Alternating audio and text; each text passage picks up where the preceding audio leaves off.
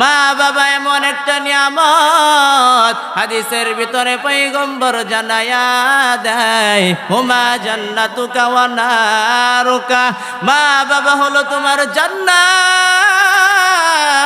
মা বাবা হলো তোমার জাহান্নাম। দুনিয়ার জমিনে যদি মা বাবার খেদমত করে মা বাবাকে খুশি করতে পারো, তাহলেই তোমার জন্য জান্নাত ওয়াজিব হয়ে যাবে। কারণ হাদিসের ভিতরে পয়গম্বর জানায়া দেয়, রিদর রব্বি ফি রিদল ওয়ালিদাইন ওয়া সাখাত রব্বি ফি সাখাতিল ওয়ালিদাইন। মা বাবা খুশি তো আমার আল্লাহও খুশি, মা বাবা বেজার তো আমার আল্লাহ তাআলাও বেজার। এজন্য মুমিন ভাই, যুবক ভাইদেরকে বলতে চাই, মা বাবার মনে কষ্ট দিও না। কারণ মা বাবার মনে যদি কষ্ট দাও, মা বাবার মনে কষ্ট দিয়ে তুমি যতই নামাজ পড়ো, তোমার নামাজ আল্লাহর দরবারে কবুল হবে না। তুমি যতই হজ করো, তোমার একটা হজ আল্লাহ কবুল করবে না। মা বাবার মনে আঘাত দিয়া যতই ইবাদত বন্দেগী করো, তোমার কোনো ইবাদত আল্লাহ কবুল করবে না। আজকের এই মাহফিলের ভিতরে আমার আল্লাহ তাআলা যে আয়াত তেলাওয়াত করেছিলাম, সেই আয়াতের ভিতরে 1 নাম্বার আল্লাহর হক আদায় করার পরে 2 নাম্বার মা বাবার সাথে ভালো ব্যবহারের কথা বলেছেন। এজন্যই আজকে আমি আপনাদেরকে যেই বিষয়টা জানাতে চাই, জীবন চলে গেলেও আল্লাহ ব্যতীত অন্য কারো ইবাদত করবেন না। 2 নাম্বার, জীবন চলে গেলেও মা বাবার সাথে কখনো বেয়াদবি করবেন না। রাজি আছেন তো ইনশাআল্লাহ? আল্লাহ বলে, পয়গম্বর আপনি জানায়া দেন, আপনি নবীর মর্যাদা অনেক বেশি, সমস্ত নবী রাসূলদের চাইতে আপনার মর্যাদা বড় বেশি। সুতরাং আপনি মর্যাদাবান নবীর উপরে যেই বান্দা বান্দিগুলা দুরূদ পড়বে, আপনার মর্যাদা যেহেতু বেশি, আমি আল্লাহ একবার দুরূদ পড়ার কারণে ওই বান্দা বান্দির মর্যাদা 10 গুণ বাড়াইয়া দিব। একটা দুরূদ পড়লে 3টা লাভ। 1 নাম্বার, 10টা নেকি লেখা হয়। 2 নাম্বার, আমার আল্লাহ জীবনের 10টা গুনাহ মাফ করে দেন।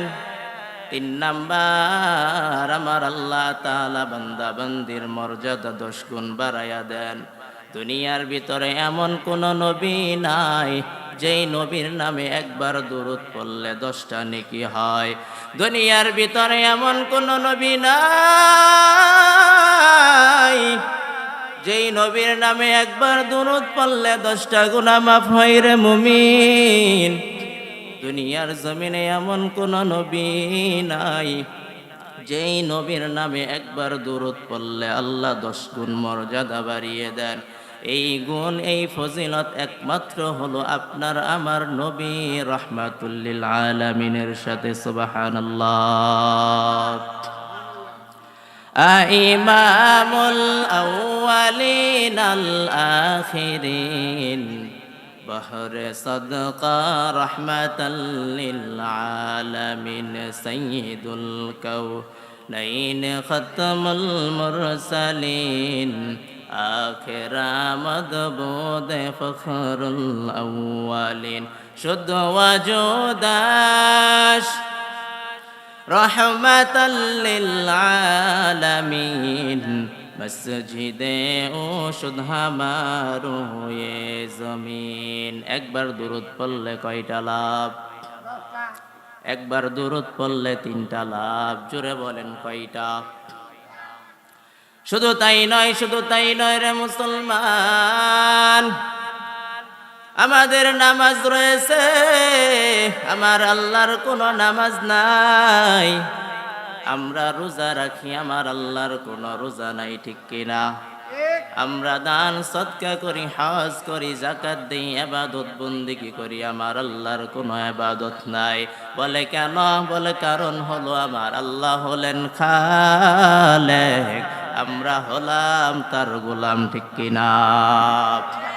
আমরা কার গোলাম? আওয়াজ দিয়ে বলো বাকার কান্দার মুসলমান, আমরা কার গোলাম? আর জোরে বলেন, আমরা কার গোলাম? আমাদেরকে কার গোলামি করার জন্য বানিয়েছেন? ওয়ামা খালাকাতুল জিন্না ওয়াল ইনসা ইল্লা লিয়াবুদুন। এ কালামে জিন্দা কুরআনে হাকিম হিকমতে উলা ইয়াজালস্তু কদিম জামিউল ইলম মাফিল কুরআনে হাকিম تقاصرت عنه أفحام الرجالين। আমার আল্লাহর কোনো আমল নাই, আমার আল্লাহর কোনো ইবাদত নাই, কারণ আমার আল্লাহ হলেন খালেক আর আমরা হলাম তার গোলাম। আমাদেরকে আল্লাহ তাআলা তার গোলামি করার জন্য বানিয়েছেন, কিন্তু আমার আল্লাহ ডাক দিয়ে বলে, গোলাম শুনিয়া লও, আমি আল্লাহর কোনো আমল নাই ঠিক আছে, তবে আমি আল্লাহ তাআলা একটা আমল করি। সুবহানাল্লাহ। আমার আল্লাহ কি আমল করেন শুনবেন নাকি? বলবো? আমার আল্লাহ বলে, গোলাম শুনিয়া লও, আমি আল্লাহ তাআলা একটা আমল করি। আমল শুধু আমি আল্লাহ যে করি তা নয়, আমি আল্লাহ তাআলার যত নূরের তৈরি ফেরেশতা রয়েছে তারাও করে। সুবহানাল্লাহ। আমার আল্লাহর ফেরেশতাদের সংখ্যা কত একটু বলবো? পয়গম্বর হাদিসের ভিতরে জানায়া দেন, দুনিয়ার মানুষ শুনিয়া লও, আমার আল্লাহ তাআলার বাহিনী ফেরেশতাদের সংখ্যা কত বেশি জানো নি? দুনিয়ার জমিনে মানুষ হজ করার জন্য আল্লাহর ঘর মক্কা বাইতুল্লাহ জিয়ারত করার জন্য যায়। দুনিয়ার জমিনে মানুষের জন্য যেমন একটা কাবা রেখেছেন আমার আল্লাহ কাবা, ঠিক তেমনি ভাবে ফেরেশতাদের জন্য আমার আল্লাহ সাত আসমানের উপরে একটা কাবা বানিয়েছেন, বাইতুল মামুর, যেটা হলো ফেরেশতাদের কাবা। দুনিয়ার জমিনে মানুষ যেমন কাবার চতুর্পাশে তাওয়াফ করে, ঠিক তেমনি ভাবে ওই বাইতুল মামুর ফেরেশতাদের কাবাটাও ফেরেশতারা তাওয়াফ করে। বলে কতজন? পয়গম্বর হাদিস শরীফের ভিতরে জানায়া দেয়, ওই ফেরেশতাদের কাবা বাইতুল মামুর প্রতিদিন ফেরেশতারা তাওয়াফ করে। তাওয়াফ বলে একজন, দুইজন, তিনজন ফেরেশতারা নয়, মায়ার নবী জানায়া দেয় প্রত্যেক দিন 70,000 ফেরেশতারা তাওয়াফ করে। প্রতিদিন তাওয়াফ করতেছে, আজকেও করছে, গতকালকেও করেছে, কালকেও করবে, কিয়ামত পর্যন্ত চলতেই থাকবে, চলতেই থাকবে। 70,000 করে নূরের ফেরেশতা প্রতিদিন ওই কাবাকে তাওয়াফ করতেছে। বলে তাহলে আশ্চর্যের কথা কি জাননি? মায়ার নবী হাদিসের ভিতরে জানায়া দেয়, আজকে যেই ফেরেশতা 70,000 ফেরেশতারা একদিন তাওয়াফ করার সিরিয়াল পেয়েছে, কিয়ামত পর্যন্ত দ্বিতীয়বার সিরিয়াল পাবে না। গতকালকে যারা করেছে কিয়ামতের আগে আর সিরিয়াল পাবে না। আজকে যেই 70,000 ফেরেশতা বাইতুল মামুর ফেরেশতাদের কাবা তাওয়াফ করেছে, কিয়ামতের আগ পর্যন্ত তারা আর সিরিয়াল পাবে না রে মুমিন। তাহলে একটু চিন্তা করেন ফেরেশতাদের সংখ্যা কত হতে পারে? মাথায় ধরে নাকি? আমার আল্লাহ বলেন, ওয়ামা ইয়ালামু জুনুদা রাব্বিকা ইল্লাহু।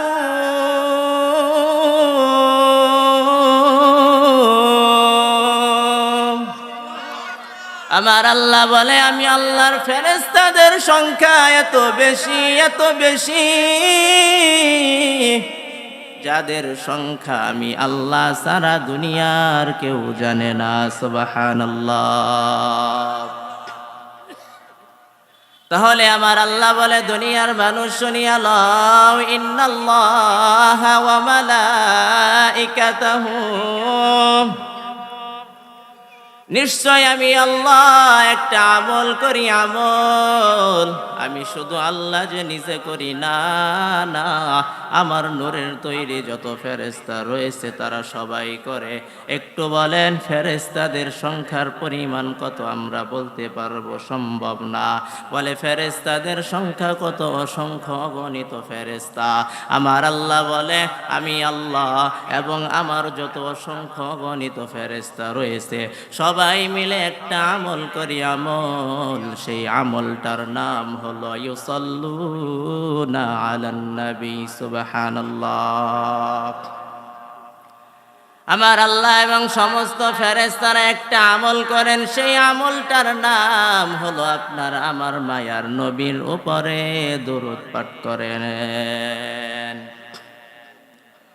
তো যে আমলটা আমার আল্লাহ করে, আমার ফেরেশতারাও করে, ওই আমলটা যদি আপনি আমি করি রে মুসলমান, একটু চিৎকার করে আওয়াজ দিয়ে বলেন, আমাদের সম্মান কমবে নাকি বেড়ে যাবে? তাহলে সবাই আবার মন খুলে পড়ি সাল্লাল্লাহু আলাইহি ওয়াসাল্লাম। আবার পড়েন সাল্লাল্লাহু আলাইহি ওয়াসাল্লাম। শুধু তাই নয়, ব্যবসা বাণিজ্যের ভিতরে যদি বরকত না থাকে, বেশি বেশি করে দরুদ পাঠ করবেন। মায়ার নবী হাদিসের ভিতরে জানায়া দেয়, যেই বান্দা বান্দিগুলা আমি পয়গম্বরের উপরে বেশি বেশি করে দরুদ পাঠ করবে, ওই বান্দার জন্য আমি পয়গম্বরের সুপারিশ করা ওয়াজিব হয়ে যাবে। তাহলে দরুদ পাঠ করবেন তো ইনশাআল্লাহ? নবীজির নাম শুনলে দরুদ পড়বেন তো ইনশাআল্লাহ? আল্লাহ তাআলা আমাদেরকে বেশি বেশি করে নবীজির উপর দরুদ পড়ার তৌফিক দান করুন, সকলেই বলি আমিন। তো সম্মানিত উপস্থিতি, আমি আপনাদের খেদমতে পবিত্র কালামুল্লাহ শরীফের সূরাতুল বানী ইসরাঈলের 23 নম্বর আয়াতে কারিমা থেকে কিছু অংশ তেলাওয়াত করেছি। বিশ্ব নবী, মহানবী, শ্রেষ্ঠ নবী, রহমাতুল্লিল আলামিনের অসংখ্য অগণিত হাদিস থেকে একটি হাদিস তেলাওয়াত করেছি। আল্লাহ তাআলা যদি আমাকে তৌফিক দান করেন, অতি সংক্ষেপে আয়াত ও হাদিসকে সামনে রেখে কিছু কথা যেন আমি বলতে পারি এবং আপনাদেরকেও শোনার মতন মনোযোগ পরিবেশ তৈরি করে দেন, সকলেই বলি আমিন। তো আমি যে আয়াতে কারিমা তেলাওয়াত করেছি, এই আয়াতের ভিতরে আল্লাহ তাআলা দুইটা কাজের আদেশ করেছেন। কয়টা? আরো জোরে বলেন, কয়টা? দুইটা কাজের আদেশ করেছেন।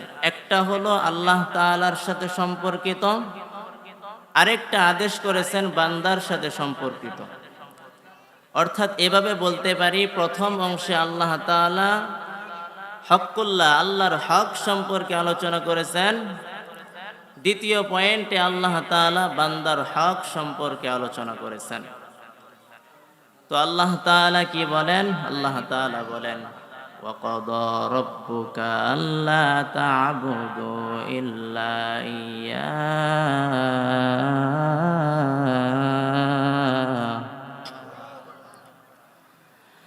ওয়াকাদা রাব্বুকা আল্লা তা'বুদু ইল্লা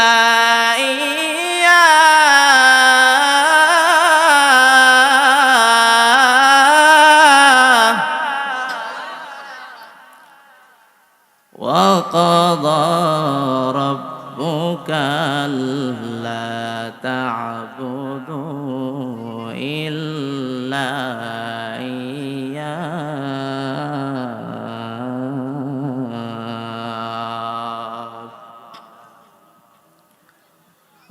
নবীর উম্মতের দল, পর্দার আড়ালের আম্মা জান, দিলটাকে নরম করে দিয়ে শোনার চেষ্টা করবেন।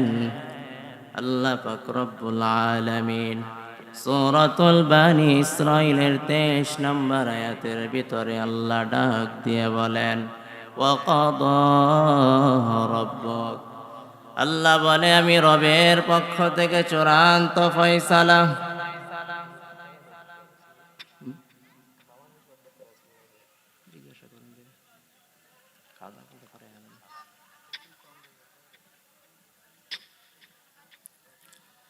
আল্লাহ বলেন ওয়াকাদা রাব্বুক, রবের পক্ষ থেকে চূড়ান্ত ফয়সালা।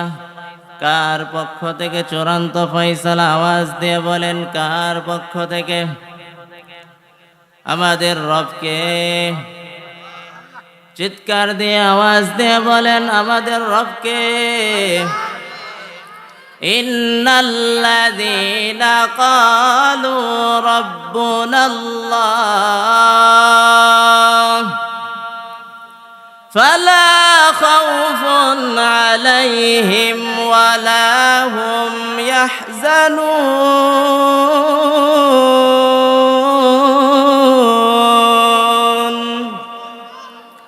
আল্লাহ আল্লাহ क्या मुबारक नाम है, अल्लाह अल्लाह आशिकों का काम है। अल्लाह अल्लाह तू मेरा माबूद है, अल्लाह अल्लाह तू मेरा माशूक है। अल्लाह अल्लाह तू मेरा गफ्फार है, अल्लाह अल्लाह तू मेरा सत्तार है। अल्लाह बोले इन्नल्लाযীনা ক্বালু রাব্বুনাল্লাহ। ও দুনিয়ার মানুষ তোমরা শুনিয়া লও, যারা দুনিয়ার জমিনে আমি আল্লাহ তাআলাকে রব বলে স্বীকার করবা, আমি আল্লাহকে রব হিসেবে মেনে নিবা, তাদের কোনো ভয় নাই, কোনো চিন্তা নাই, তাদের জন্য আমি আল্লাহ জিম্মাদার হয়ে যাব। সুবহানাল্লাহ। তো আল্লাহ বলেন ওয়াকাদা রাব্বুকা, তোমাদের রবের পক্ষ থেকে চূড়ান্ত ফয়সালা। আমরা বললাম আল্লাহ আপনার পক্ষ থেকে কি চূড়ান্ত ফয়সালা? আল্লাহ তাআলা ডাক দিয়ে বলেন আল্লাহ তা'বুদু ইল্লা ইয়া, আমি আল্লাহর পক্ষ থেকে চূড়ান্ত ফয়সালা, আমি আল্লাহ তাআলার ইবাদত ছাড়া কারো ইবাদত করা যাবে না। এক নাম্বার আদেশ আল্লাহ দান করলেন আমাদেরকে, ডাক দিয়ে যে আমি আল্লাহর পক্ষ থেকে চূড়ান্ত ফয়সালা, ইবাদত হবে একমাত্র কার জন্যে? আর জোরে বলেন কার জন্যে? ইবাদত হবে একমাত্র আল্লাহর জন্যে। আল্লাহ বলেন ইল্লা ইয়া, আমি আল্লাহ ছাড়া কারো কোনো ইবাদত চলবে না। ওরে দুনিয়ার মুসলমান, আল্লাহ তাআলার পক্ষে আল্লাহর জন্য ইবাদত করাটাই হলো প্রকৃত ইবাদত। আল্লাহকে বাদ দিয়া যদি তুমি গায়রুল্লাহর ইবাদত করো, সেটা আর ইবাদত থাকবে না, বরং সেটা হয়ে যাবে শিরকের গুনাহ। ঠিক কিনা? আল্লাহকে ইবাদত করার নামই হলো প্রকৃত ঈমানদারের গুণাগুণ। আল্লাহর জন্য ইবাদত করাটাই হলো প্রকৃত ইবাদত। আল্লাহকে বাদ দিয়া গায়রুল্লাহর ইবাদত করার নাম হলো শিরক। কি? আল্লাহকে বাদ দিয়ে অন্যের ইবাদত করার নাম হলো শিরক। আর আমার আল্লাহ সব গুনাহ মাফ করবেন, শিরকের গুনাহ মাফ করবেন না। আমার আল্লাহ বলেন ইন্নাল্লাহা লা ইয়াগফিরু আন ইউশরাকা বিহি ওয়া ইয়াগফিরু মা দুনা যালিকা লিমান ইয়াশা ওয়া মান ইউশরিক বিল্লাহ ফাকাদ ইফতারা ইসমান আযীমা ওয়া মান ইউশরিক বিল্লাহ ফাকাদ দাল্লা দালালাম بعيدا ومن يشرك بالله فقد حرم الله عليه الجنة জান্নাতা ওয়া মাআওয়াহুন নার।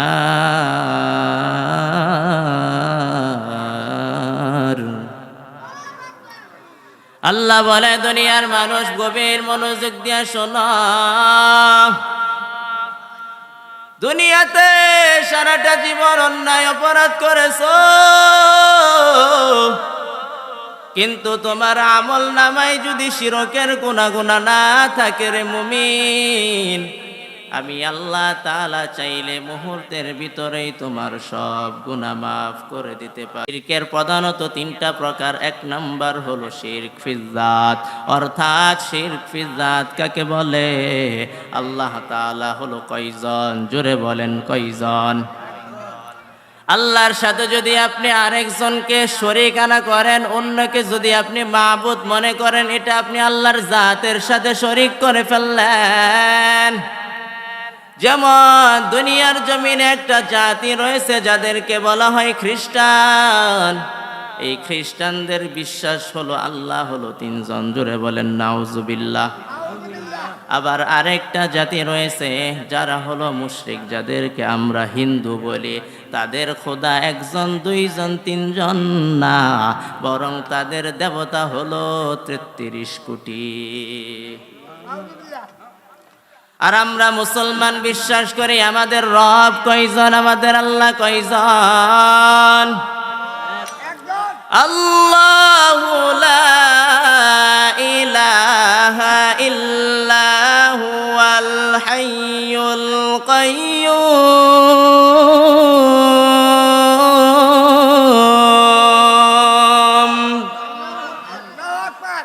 হুয়াল আউয়ালু ওয়াল আখিরু ওয়াল যাহিরু ওয়াল বাতিন ওয়া হুয়া বিকুল্লি শাইইন আলীম।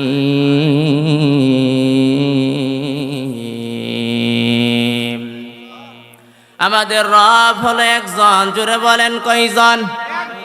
আল্লাহু লা ইলাহা ইল্লাহু, আল্লাহ ছাড়া দ্বিতীয় কোনো সত্য মাবুদ নাই। জোরে বলেন ঠিক কিনা? আল হাইয়ুল কাইয়্যুম, আমার আল্লাহ হলেন চিরঞ্জীব, চিরস্থায়ী। আমার আল্লাহর কোনো শুরু নাই, আমার আল্লাহর কোনো শেষ নাই। আমার আল্লাহ শুরুতেও ছিলেন, শেষেও থাকবেন, কখনো শেষ হবে না। আমার আল্লাহ কখনো ঘুমান না, আমার আল্লাহ তাআলা কখনো নিদ্রা যান না। আমার আল্লাহ কখনো বান্দার উপর জুলুম করেন না, ঠিক কিনা?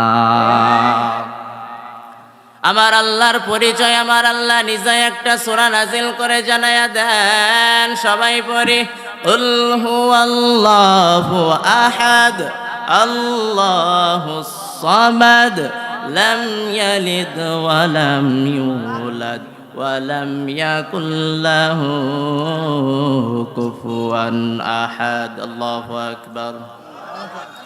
আল্লাহ তাআলা এই সূরার ভিতরে আল্লাহ নিজের পরিচয় দিতেছেন, কুল হুয়াল্লাহু আহাদ। ওগো পয়গম্বর, আপনি মানুষকে জানায়া দেন আমি আল্লাহ হলাম একক, আমি আল্লাহর সাথে কারো কোনো শরীক নাই। আল্লাহুস সামাদ, দুনিয়ার সবাই কারো না কারো মুখাপেক্ষী, কিন্তু আমি আল্লাহ এমন একটা আল্লাহ, আমি দুনিয়ার কোনো কিছুর কখনো মুখাপেক্ষী নই।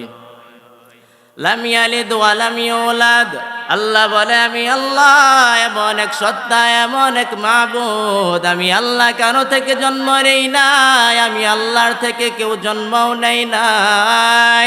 আমার আল্লাহর কোনো সন্তান নাই, আমার আল্লাহর কোনো ছেলে নাই, মেয়ে নাই। আমার আল্লাহ হলেন একক, ঠিক কিনা? ওয়ালাম ইয়াকুল লাহু কুফুয়ান আহাদ, আল্লাহ বলেন দুনিয়ার কোনো কিছুই আমি আল্লাহর মতন নয়।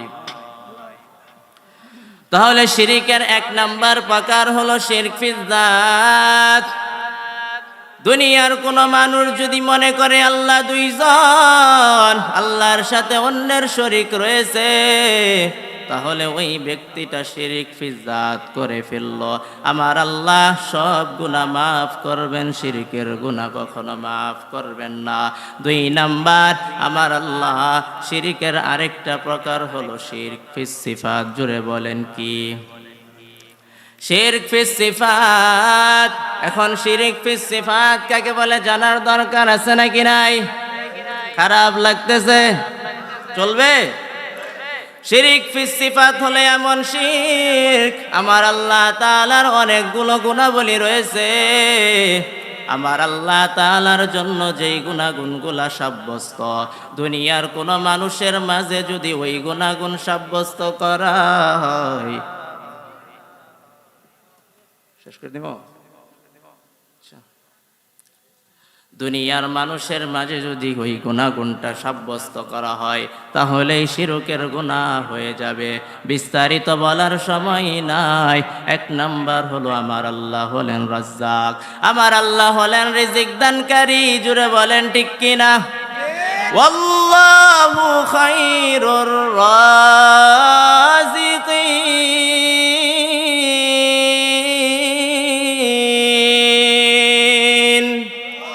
আমার আল্লাহ হলেন সবচেয়ে উত্তম রিজিক দানকারী। এই বিষয়ে আর একটু বিস্তারিত বলার দরকার ছিল, যেহেতু সময় শেষ করে দিয়েছে, সময় যেহেতু সংক্ষেপ, আর বিস্তারিত বলতেছি না। আল্লাহ তাআলার গুণ হলো আমার আল্লাহ তাআলাই সব কিছু জানেন, সব কিছু শোনেন। আমার আল্লাহ হলেন আলিমুল গায়ব, গায়েবের মালিক কে? এই গুণটা যদি কোন মানুষ কোন নবীর জন্য সাব্যস্ত করে দেয়, কোন ওলি বুজুর্গের প্রতি যদি বলে ওলিরাও গায়েব জানে, তাহলে সে আল্লাহর সাথে ওলিকে শরীক করে ফেলল। আমার আল্লাহ সব মাফ করবেন, শিরিকের গুনাহ মাফ করবেন না। 2 নাম্বার বিস্তারিত বলার ছিল, বলতে পারলাম না। 2 নাম্বার আমার আল্লাহ তাআলা আরেকটা আদেশ করেন, আদেশ। আমার আল্লাহ বলেন ওয়াবিল ওয়ালিদাইনি ইহসানা।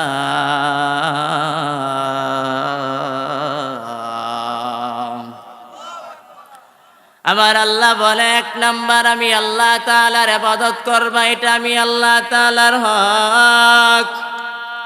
2 নাম্বার আমি আল্লাহর পরেই মা বাবার সাথে ভালো ব্যবহার করবা। কার সাথে ভালো ব্যবহার করতে হবে? আল্লাহ তাআলা বলে দুনিয়ার মানুষ, আমি আল্লাহ তাআলার ইবাদত করার পরে দুনিয়ার জমিনে যার সাথে তোমরা সবচেয়ে বেশি ভালো ব্যবহার করবা, তিনি হলো তোমার আমার মা বাবা। মা বাবার সাথে ভালো ব্যবহারের কথা আল্লাহ তাআলা তার হকের পরেই উল্লেখ করেছেন। মায়ার নবীও হাদিসের ভিতরে জানায়া দেয়, উম্মতের দল শুনিয়া লও, দুনিয়ার জমিনে আমার আল্লাহ তোমাদেরকে মা বাবা নামক একটা বড় নিয়ামত দান করেছেন। এই মা বাবার সাথে কখনো খারাপ ব্যবহার করিও না, বরং মা বাবার সাথে সর্বদাই তোমরা ভালো ব্যবহার করবা। বলে কেন? এই মা বাবার সাথে ভালো ব্যবহার করতে হবে কেন জানো নি? মায়ার নবীকে এক সাহাবী জিজ্ঞাসা করলেন, পয়গম্বর, দুনিয়ার জমিনে সবচেয়ে ভালো ব্যবহার পাওয়ার সবচেয়ে হকদার কে? মায়ার নবী ডাক দিয়ে পরপর 3 বার বললেন, তোমার মা।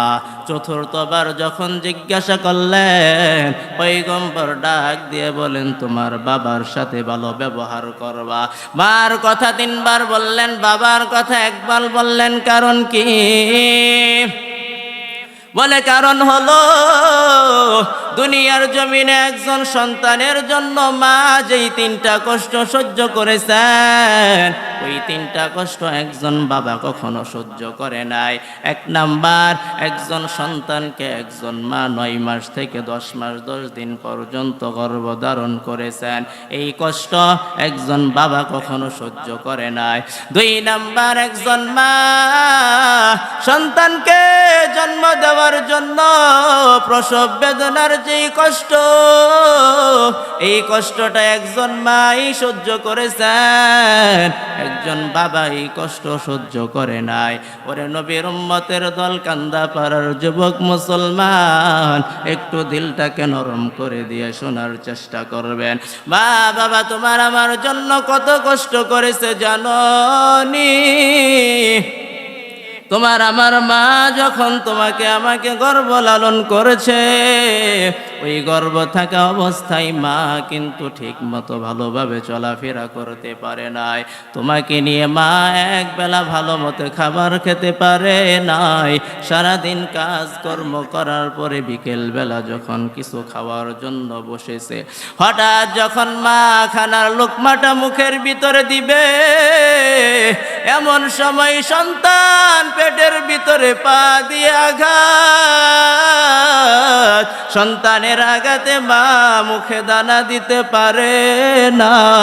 ওইভাবেই সন্তানের জন্য মা না খেয়ে সারাটা দিন কাটিয়ে দেয়। শুধু তাই নয় রে মুমিন, একজন মা সন্তানের জন্য কত কষ্ট করেছো জানো নি? একজন মা এই সন্তানকে জন্ম দেওয়ার জন্য যে প্রসব বেদনা সহ্য করেছেন, চিকিৎসক বিজ্ঞান বলেন একজন মানুষ সর্বোচ্চ 40 ইউনিট পর্যন্ত ব্যথা সহ্য করতে পারেন। 40 ইউনিটের বেশি ব্যথা একজন মানুষের পক্ষে সহ্য করা সম্ভব নয়। কিন্তু চিকিৎসা বিজ্ঞান বলেন একজন মা যখন সন্তানকে প্রসব করে, ওই সময় ওই মার ব্যথাটা 40 ইউনিট থাকে না, বরং মার ব্যথাটা 40 থেকে পার হয়ে 56 ইউনিট পর্যন্ত চলে যায়। যেখানে একজন মানুষ 40 ইউনিট ব্যথা সহ্য করতে গিয়ে মারা যায়, তোমার আমার জনম দুঃখিনী মা আমাদেরকে জন্ম দিতে গিয়ে 56 ইউনিট ব্যথা সহ্য করেছেন।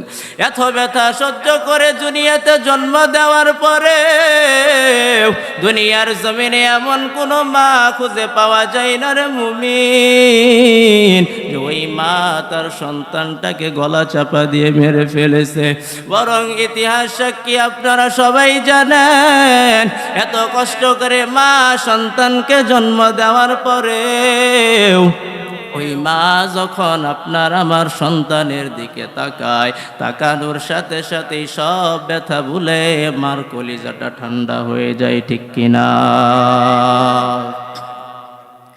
জীবনের মূল কষ্ট মায়ের প্রসব বেদনায়, শত আসমান শত জমিন তখন মায়েরই মাথায়, ঠিক কিনা? তোমার আমার মুখ দেখে মায়ের, তোমার সুন্দর মুখ দেখে মায়ের ব্যথা যাই যাই হাসাইয়া। ও আমার প্রাণের মা, মা গো মা, কোথায় গেলে মোরে ছাড়িয়া? জনম দুঃখে এতিম আমি, চাই না কে হো ফিরিয়া। খিদমতে মা দর পে দর কুন সুবহ শাম, তাকে বাসি দর্দ আলম নেকো নাম। খিদমতে মা দর পে দর কুন ইখতিয়ার, তাকে বাসি দর্দ আলম বখতিয়ার। ও কান্দাপাড়ার যুবক মুসলমান, মা বাবার সাথে কখনো খারাপ ব্যবহার করিও না রে যুবক। দুনিয়ার জমিনে যদি তুমি তোমার মা বাবার সাথে খারাপ ব্যবহার করো, তোমার সন্তান যখন বড় হবে তোমার সাথেও তোমার সন্তান খারাপ ব্যবহার করবে। তুমি যদি তোমার মার সাথে বাবার সাথে জুলো উচ্চ কণ্ঠে আওয়াজ দিয়ে কথা বলো, তোমার সন্তান যখন বড় হবে তোমার সাথেও উচ্চ কণ্ঠে ধমক দিয়ে কথা বলবে। দুনিয়ার জমিনে তুমি তোমার মা বাবার সাথে যেমন ব্যবহার করবা, তোমার সন্তানও ঠিক তেমনি ভাবে ব্যবহার করবে। ও পর্দার আড়ালের আম্মা জান, আমার কলিজার টুকরা বোনেরা, আপনারাও একটু দিলটাকে নরম করে দিয়ে শোনার চেষ্টা করবেন। আপনি আজকে একটা বাড়ির ভিতরে আপনি পুত্রবধূ হয়ে এসেছেন। আপনার দায়িত্ব হলো শ্বশুর শাশুড়ির সাথে ভালো ব্যবহার করা। আজকে যদি আপনি শ্বশুর শাশুড়ির সাথে খারাপ ব্যবহার করেন, একটা সময় আল্লাহ তাআলা আপনাকেও কিন্তু শাশুড়ি বানাবেন। যে ওই সময় দেখবেন আপনার সাথেও আপনার পুত্রবধূরা আপনার সাথেও খারাপ ব্যবহার করবে। শাশুড়ি যারা রয়েছেন তাদেরকেও বলিয়া যায়, আপনার বাড়িতে যেই মেয়েটা নিজের মা বাবা ভাই বোন সব কিছু ছেড়ে দিয়ে আপনার বাড়িতে এসেছে, ওই মেয়েটাকে কখনো কাজের মেয়ে মনে করবেন না। ওই মেয়েটার সাথে নিজের মেয়ে মনে করে ব্যবহার করবেন। আজকে যদি আপনি আপনার পুত্রবধূর সাথে খারাপ ব্যবহার করেন, মনে রাখবেন আপনার ঘরের মেয়েটা যেখানে যাবে, ওইখানে যাওয়ার পরে আপনার মেয়ের সাথেও তারা খারাপ ব্যবহার করবে। এক কথায় দুনিয়ার জমিনে আপনারা যার সাথে যেমন ব্যবহার করবেন সেই ফলটাই পাবেন। এজন্যই মা বাবার সাথে দুনিয়ার জমিনে ভালো ব্যবহার করবা। আল্লাহ তাআলা কয়টা আদেশ করেছিলেন বুঝলে গেছেন? এই ওয়াজ শুনলে কাম হইব নাকি? 40 মিনিট মনে রাখতে পারেন না? আল্লাহ তাআলা দুইটা আদেশ দিয়েছেন। কয়টা? দুইটা। এক নাম্বার, ইবাদত হবে একমাত্র কার জন্য? আল্লাহর জন্য। আল্লাহকে বাদ দিয়ে অন্য কারো ইবাদত করা যাবে না। মাজারে সেজদা করা যাবে না। মাজারে গিয়ে সন্তান চাওয়া যাবে না। আমাদের সমাজে দেখবেন অনেক মা বোনেরা রয়েছে, এদের মন অনেক নরম, সন্তান না হইলে মাজারে গিয়ে দৌড় পারে। পারে কি পারে না? আবার গানও গায়, কেউ ফিরে না খালি হাতে বাবারে তোর দরবারেতে। নাউজুবিল্লাহ বলেন। কত মানুষ দামি জুতা পরে যায়, আইতে সময় জুতা পাই না, আছে না? দামি মোবাইল নেওয়া যায়, আইফোন নেওয়া যায়, কিন্তু আসার সময় মোবাইল পাই না। এই যে বলতেছেন কেউ ফিরে না খালি হাতে, কথা সত্য হইল না? সবার দরবার থেকে খালি ফিরতে হয়। একটা দরবার রয়েছে যার দরবার থেকে কখনো খালি ফিরতে হয় না, সেটা হলো কার দরবার? তো গানটা হবে এরকম, কেউ ফিরে না খালি হাতে আল্লাহ তোমার দরবারেতে। সবাই বলেন, কেউ ফিরে না খালি হাতে আল্লাহ তোমার দরবারেতে। তো আল্লাহর সারা কারো কাছে কি করা যাবে না, কখনো বাচ্চা চাওয়া যাবে না। আল্লাহ ব্যতীত অন্য কারো সামনে মাথা নত করা যাবে না। আল্লাহ তাআলা হলেন গায়েবের মালিক, তিনি ভবিষ্যতের জ্ঞান রাখেন। আমাদের সমাজে দেখবেন ঢাকা শহরে অনেক মানুষ রয়েছে টিয়া পাখি দিয়ে ভাগ্য দেখায়। দেখায় কি দেখায় না? অনেক মানুষ দেখবেন হাত দেখায় নিজের ভাগ্য জানে। হাতের ভিতরে কি ভাগ্য লেখা থাকে? আরে ভাগ্য তো তারও আছে যার হাত নাই, ঠিক কিনা? যার হাত নাই তার ভাগ্য আছে না? টিয়া পাখিগুলো যদি ভাগ্যের কথা বলতেই পারতো, বর্তমানে যে যুদ্ধ চলতেছে ইসরায়েল আর ইরানের সাথে, এই যুদ্ধের কথা তারা জানলই না। তো তাইলে দায়া তো আগে তাদের পিটানো দরকার। যারা বলে যে আমার টিয়া পাখি আমি ভাগ্য বলতে পারি, তাদেরকে যা হেরে আগে একটা চর বসাই দিবে। যদি বলে যে তুমি আমাকে থাপ্পড় দিলা কেন, বলবা তুই জানোস না যে আমি তোরে মারমু। এগুলো সব কি ভাওতাবাজ। একমাত্র ভবিষ্যতের জ্ঞান রাখেন কে? আল্লাহ। সাহায্য চাবেন সবসময় কার কাছে? আল্লাহর কাছে। আল্লাহ ছাড়া কারো কাছে কখনো সাহায্য চাওয়া যাবে না। 2 নাম্বার, আমরা সবাই আমাদের মা বাবার সাথে কি করব? ভালো ব্যবহার করব। তো মা বাবার সাথে কি ব্যবহার করব বিস্তারিত বলতে পারি না, সংক্ষেপে শুধু একটু বলে দিই। আল্লাহ তাআলা এই আয়াতের ভিতরে কয়েকটা দৃষ্টান্ত দিয়েছিলেন যে তোমরা মা বাবার সাথে কিভাবে কথা বলবে। 1 নাম্বার, ফালা তাকুল্লাহুমা উফিউ। 2 নাম্বার, ওয়ালা তানহারহুমা। 3 নাম্বার, ওয়াকুল্লাহুমা কাওলান কারীমা। 4 নাম্বার, ওয়াকফিদ লাহুমা জানাহাজ যুল্লি মিনার রাহমা ওয়াকুর রাব্বিরহামহুমা কামা রাব্বায়ানি সগীরা। আল্লাহ তাআলা 1 নাম্বার বলেন যে তোমরা মা বাবার সাথে কখনো ধমক দিয়ে কথা বলবা না। মা বাবার সাথে কখনো এমন আচরণ করবা না যেই আচরণের কারণে মা বাবার মন থেকে শব্দ বের হয়ে যায়।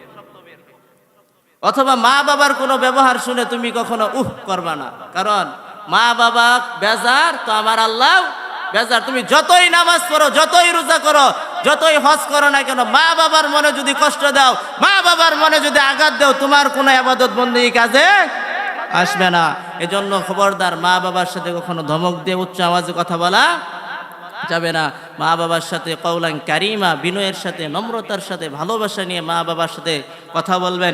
হাদিসের ভিতরে আসছে মা বাবা এমন একটা নিয়ামত, নবীজি বলেন কোনো ব্যক্তি যদি নেক নিয়তে মা বাবার চেহারার দিকে একবার তাকায়, আল্লাহ কবুল হজের সওয়াব দান করে।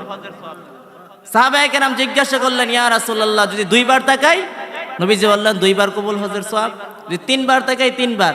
কেবল 3 বার না, 100 বার তাকাইলে আল্লাহ 100 বার সওয়াব দান করে। আজকে যুবক ভাইয়েরা মা বাবার চেহারার দিকে তাকায় না, চায় থাকে গার্লফ্রেন্ডের দিকে।